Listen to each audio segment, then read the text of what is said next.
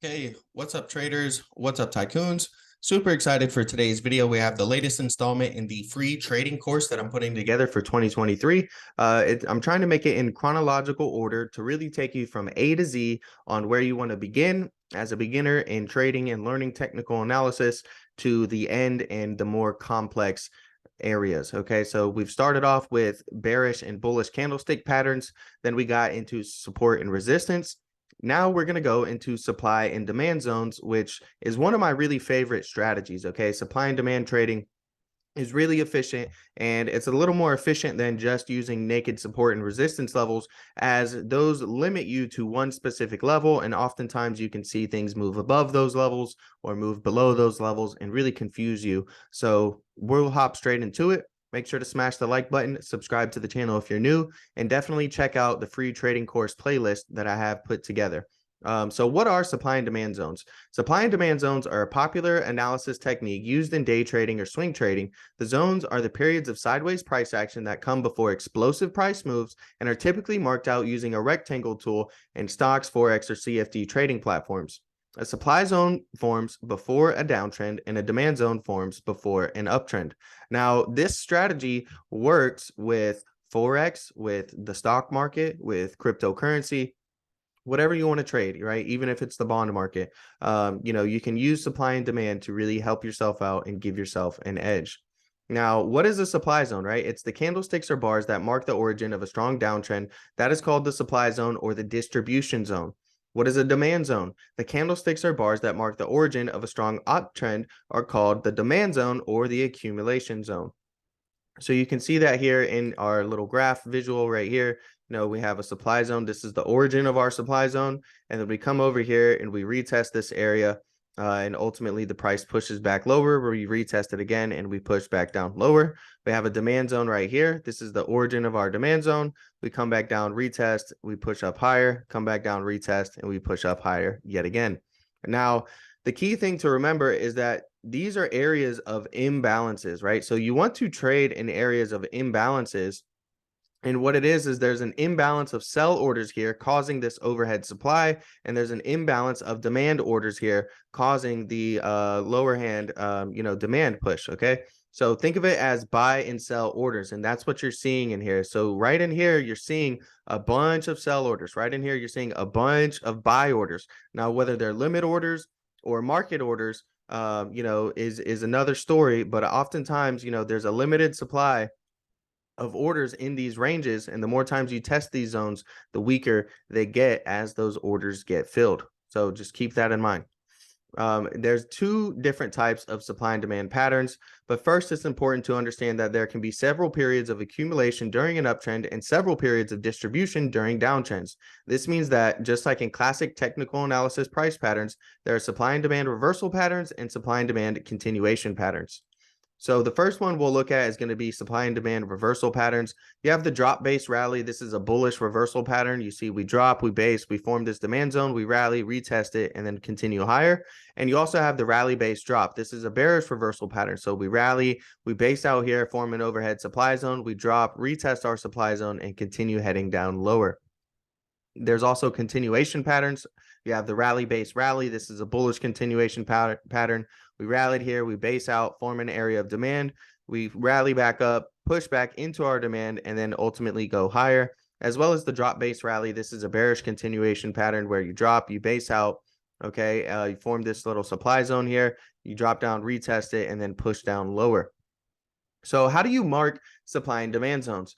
There's 5 steps that you really want to begin with. So step 1 is you want to identify the current market price. That's what we're doing right over here. So we're looking at what price is currently.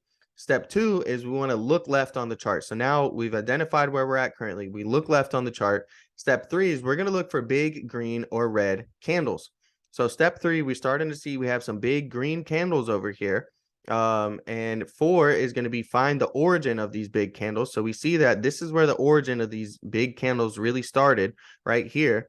And now step 5 is we're going to mark the zone around this origin. And in this case, this is going to be our demand zone. So if we come back down, this is going to be our demand zone area of interest for us to take a look at. So how to draw supply and demand zones? Well, we're going to elaborate on step 5, which concerns how to draw supply and demand zones. There are two types of candle zones to look for on the chart. Either one will precede a big price move. So you can use it from a base, right? And so if you see here, we have this tight consolidation. We're basing out right here, and then we get this big red candlestick. All right, this is our overhead supply zone. You see we come down. Ultimately, we retest this zone and then head back down lower. Same thing over here. You see that we're basing out, we're consolidating, there's some tight consolidation, and then we get a big green candle right here. Now we have ourselves a demand zone, and we come down into demand, we bounce, we come down into demand, and we bounce. Now you can also do it from a single candle too, okay? So this would be at the top of the basing candle wicks. So these are the wicks right here, the very top of the wicks, and then at the bottom of the basing candle's bodies. So this is the body right here, this is the bottom of the body, and then this is the top of the wick. So, just to go into it in detail a little bit more. So in trading terms, a base is typically another way of referring to a bottom, could be a top as well. Okay. Like here's a bottom, here's a top. So don't get too, stuck on that. But a base basically just means a small series of candles, typically less than 10 in tight consolidation, right? So that's what we're seeing over here. We're seeing, some small candles right here and some tight consolidation, as well as over here, we're seeing some small candles and some tight consolidation. Now, this goes over the single candlestick. This is simply when one candle is enough to draw the zone. The two candlesticks together often form a classic candlestick pattern like a hammer or a shooting star or a bullish and bearish engulfing candlestick patterns. Which is why I started the free trading course series with those, right? Is you really want to understand the candlesticks that you're looking at. And from there, you want to develop more into your journey. So we went over support and resistance, and now we're going into supply and demand. And you can combine these things together with some candlestick patterns to really help yourself give an edge in your trading. So how do you identify a strong supply and demand zone? Like in any form of technical analysis or trading strategy, there are strong signals and weak signals. To get the best trading results, we need to ignore the weak signals and take the strong ones. The perfect supply and demand trade setup will see the zone exhibiting all of these features, right? So there's 5 features in particular that you want to pay attention to. We'll go ahead and we'll highlight those and go over those. So number 1 is going to be a narrow price range, all right? Number 2 is you want it to be less than 10 candles. Number 3 is a strong price move. Number 4, you want it to be fresh / untested. And number 5 is you want to look out for a fake out or a spring. So to elaborate on these a little bit more, if the trading range, we'll go over the first one here, a narrow price range. So if the trading range that exceeds the breakout is too wide or has too many long wick candles, it shows uncertainty and is less likely to represent accumulation from a whale. Now, a whale can just be an institution, right? Maybe a big market maker, maybe a big institution, a hedge fund, or, like in cryptocurrency, it can just be these large whales, these people who got in the very beginning and own a large amount of cryptocurrency tokens and really help control the market. Number 2 is going to be less than 10 candles. So the demand or supply zone should ideally be between 1 and 10 candles. Accumulation and distribution can take a while, but too long, and the zone may get exhausted before the retest later. Number 3, you want to see a strong price move. What we want to see in the breakout candle is an extended range candle or ERC. This shows a strong price move that has significance.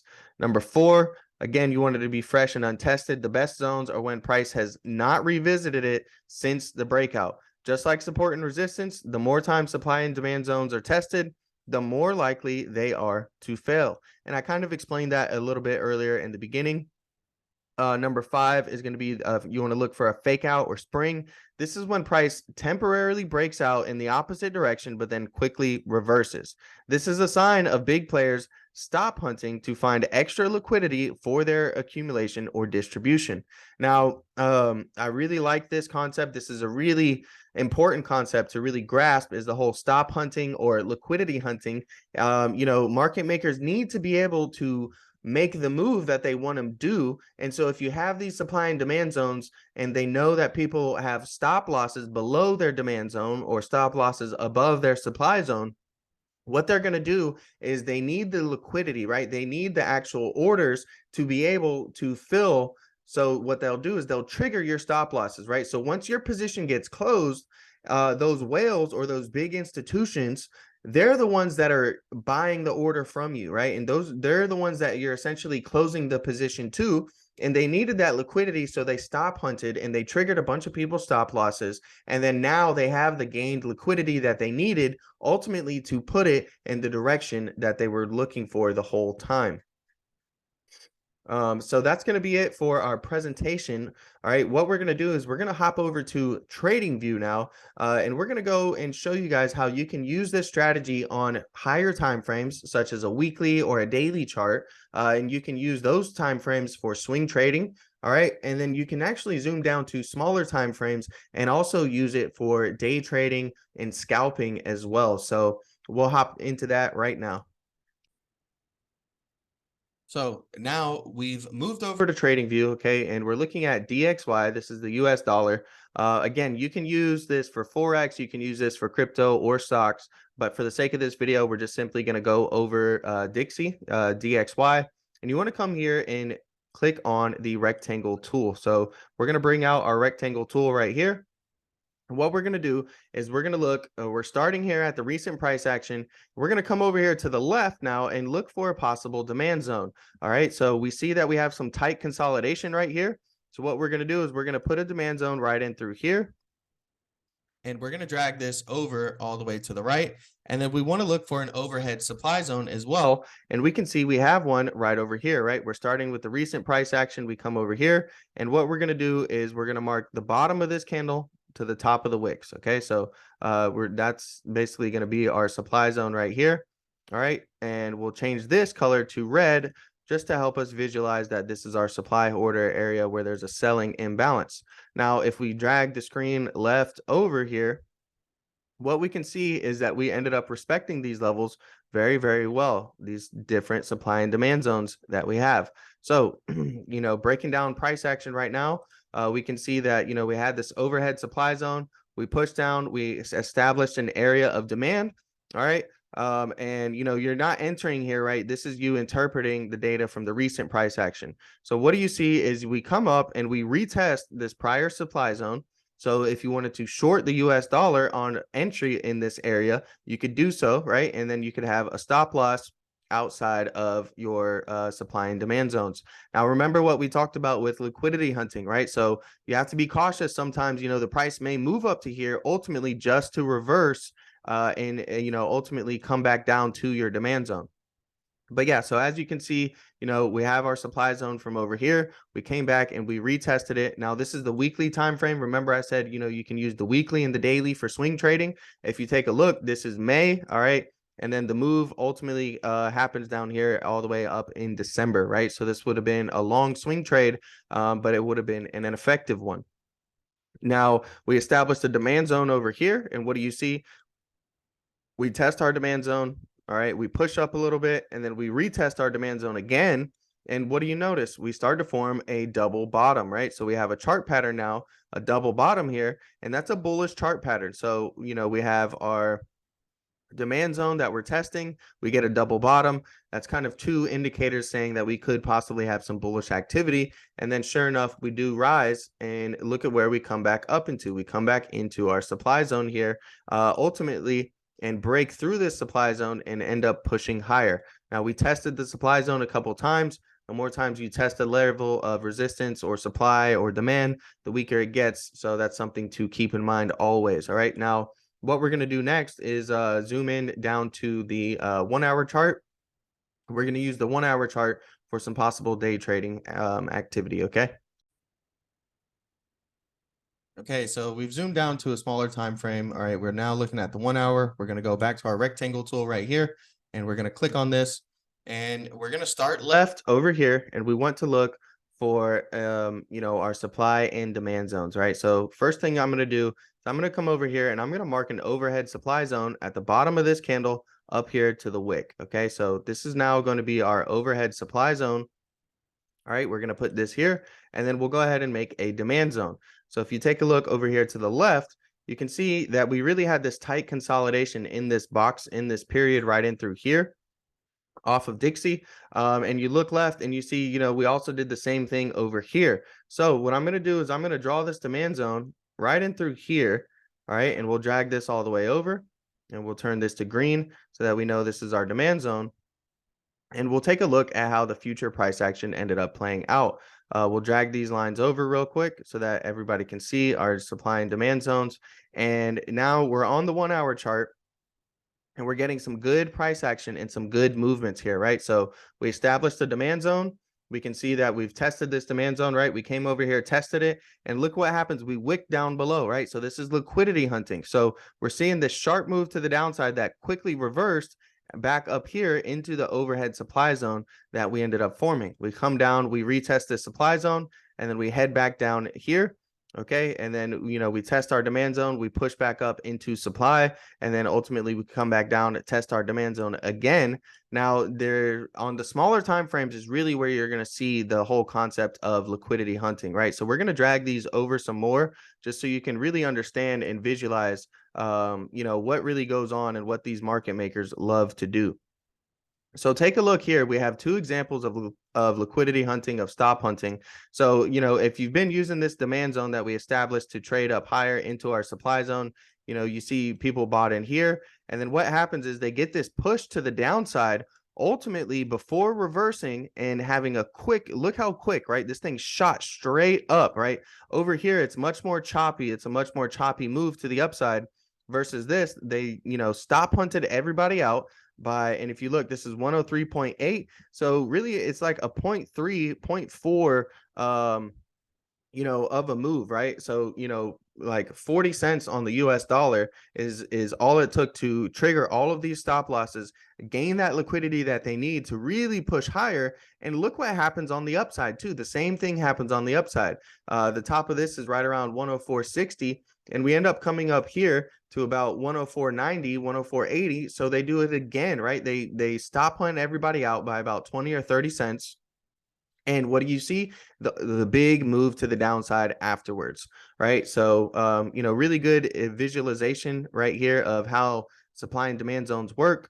We found our zones. They were valid, right? Valid here. We pushed up, we came down, we pushed up again. We pushed down, they stop hunted a little bit, triggered a couple stop losses, and then we got a quick reversal. We formed an overhead supply. We came down, right? Retested it. So here's, basically your rally, base, drop, rally, or rally, base. I'm confusing it, but yeah. So you have the rally. It's a reversal pattern. Okay. Then you base out up here. You have the drop, rally, drop. Okay. And then over here, we keep testing our demand zone. We push back higher up into supply. Whales come in, institutions come in, and then they start stop hunting. They start liquidity hunting. We get a very quick reversal to the upside. And then a lot of people that were trying to short here in our previous supply zone, they also got stop hunted. They also got liquidity hunted. And then we got a quick reversal after breaking out past our supply and demand zones. We got a quick reversal back into our prior demand, where ultimately we pushed up. And then remember, the more times you test these zones, the weaker they get. We tested this zone again after testing it multiple times, and we blew right past it and went up much higher on Dixie. Okay, so that's it for today's video. Hopefully you enjoyed it. Hopefully you learned something new. If you did, smash the like button, subscribe to the channel, and definitely I'm going to put the playlist up right here. Okay, so make sure to watch some of the other videos in the playlist for the free trading course.